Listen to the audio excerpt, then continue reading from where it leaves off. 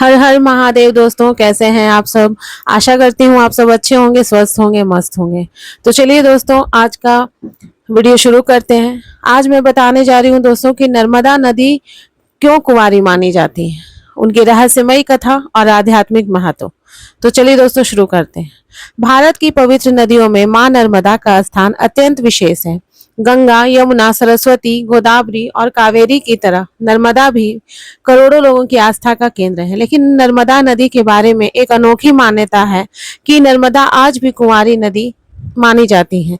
यह प्रश्न बहुत लोगों के मन में उठता है दोस्तों कि आखिर नर्मदा को कुंवारी क्यों कहा जाता है। इसके पीछे कौन सी कथा है? क्या यह केवल लोक कथा है या इसके पीछे कोई आध्यात्मिक रहस्य भी छिपा है? आइए दोस्तों, इसे विस्तार से हम लोग जानते हैं। नर्मदा नदी का परिचय देते हैं। पहले नर्मदा भारत की प्रमुख नदियों में से एक है। इसका उद्गम अमरकंटक मध्य प्रदेश से होता है। यह पश्चिमी दिशा में बहते हुए अरब सागर में मिलती है। हिंदू धर्म में नर्मदा को केवल नदी नहीं बल्कि मां और देवी का स्वरूप माना गया है। एक प्राचीन कहावत है कि गंगा स्नान से जो पुण्य मिलता है वही नर्मदा के दर्शन मात्र से प्राप्त हो जाता है। इसी कारण नर्मदा को अत्यंत पवित्र माना जाता है। नर्मदा के जन्म की कथा। पुराणों के अनुसार एक समय भगवान शिव गहन तपस्या में लीन थे। उनकी तपस्या के दौरान उनके शरीर से जो दिव्य पसीने की बूंदें पृथ्वी पर गिरी, उनसे एक दिव्य कन्या उत्पन्न हुई। यह कन्या अत्यंत सुंदर, तेजस्वी और पवित्र थी। भगवान शिव ने उसका नाम रखा नर्मदा, अर्थात आनंद देने वाली। इस कारण नर्मदा को भगवान शिव की पुत्री भी कहा जाता है। सोनभद्र और नर्मदा की प्रेम कथा। नर्मदा के कुंवारी रहने की सबसे प्रसिद्ध कथा सोनभद्र नदी से जुड़ी हुई है। कहा जाता है कि प्राचीन काल में नर्मदा अत्यंत बहुत सुंदर राजकुमारी के रूप में पृथ्वी पर निवास करती थी। उनकी सुंदरता की चर्चा दूर दूर तक होती थी। सोनभद्र नामक राजकुमार उनसे प्रेम करने लगा। धीरे धीरे दोनों के विवाह की बात निश्चित हो गई। नर्मदा भी इस विवाह से बहुत प्रसन्न थी। विवाह की तैयारियां शुरू हुई। विवाह की तिथि निर्धारित हो गई। नर्मदा ने अपनी प्रिय सखी जोहिला को संदेश लेकर सोनभद्र के पास भेजा। जोहिला अत्यंत सुंदर थी। जब वह सोनभद्र के पास पहुंची तो सोनभद्र उसके सौंदर्य पर मोहित हो गया। कुछ कथाओं के अनुसार जोहिला भी सोनभद्र के आकर्षण में बंध गई। जब नर्मदा को यह समाचार मिला कि सोनभद्र उसकी सखी जोहिला के साथ प्रेम करने लगा है, तो उन्हें गहरा आघात पहुंचा। जिस व्यक्ति पर उन्होंने विश्वास किया था वही विश्वासघात कर बैठा। नर्मदा अत्यंत दुखी हुई। उन्होंने निश्चय किया कि अब वे कभी विवाह नहीं करेंगी। इसी कारण उन्होंने जीवन भर कुंवारी रहने का संकल्प किया।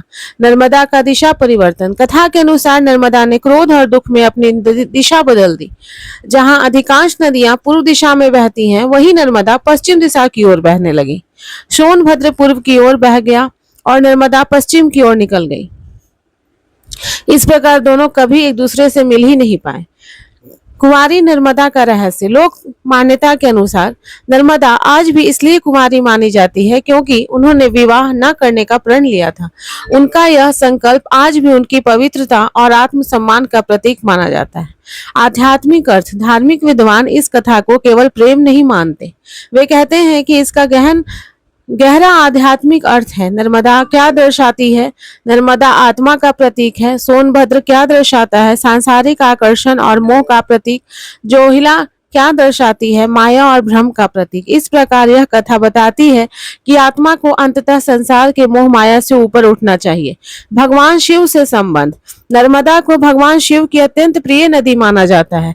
एक मान्यता है कि नर्मदा में मिलने वाले प्रत्येक पत्थर में शिव का निवास होता है। इन्हें नर्मदेश्वर शिवलिंग कहा जाता है। ऐसा माना जाता है कि ये शिवलिंग स्वयंभू होते हैं और विशेष पूजा के योग्य हैं। नर्मदा परिक्रमा का महत्व। नर्मदा की महिमा इतनी अधिक है दोस्तों कि इसकी परिक्रमा को अत्यंत पुण्यदायी माना गया है। नर्मदा परिक्रमा भारत की सबसे कठिन धार्मिक यात्राओं में से एक मानी जाती है। भक्त नर्मदा के दोनों तटों की पैदल परिक्रमा करते हैं। यह यात्रा कई महीनों या वर्षों तक चल सकती है।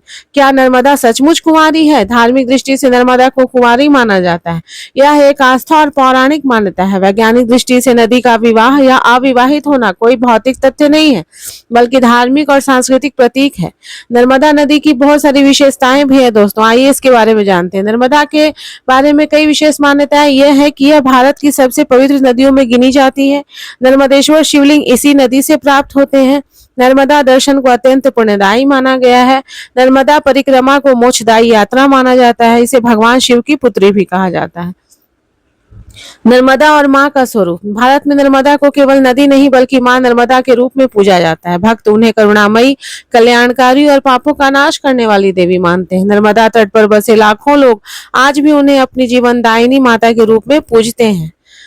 और अंत में मैं यही कहना चाहती हूँ दोस्तों कि नर्मदा नदी को कुमारी मानने की सबसे प्रसिद्ध तथा सोनभद्र और जोहिला से जुड़ी है। कहा जाता है कि विश्वासघात से आहत होकर नर्मदा ने जीवन भर अविवाहित रहने का संकल्प लिया और पश्चिम दिशा की ओर बह चली। धार्मिक दृष्टि से यह कथा नर्मदा की पवित्रता, आत्मसम्मान और स्वतंत्रता का प्रतीक मानी जाती है। साथ ही आध्यात्मिक रूप से यह कथा हमें यह सिखाती है कि जीवन में सत्य, आत्मबल और आत्मसम्मान का महत्व सर्वोपरि है। यही कारण है कि करोड़ों श्रद्धालु आज भी श्रद्धा से कहते हैं कि नर्मदे हर, जय मां नर्मदा।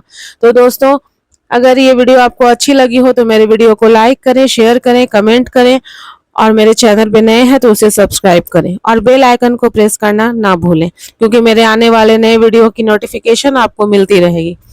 ठीक है दोस्तों, हर हर महादेव।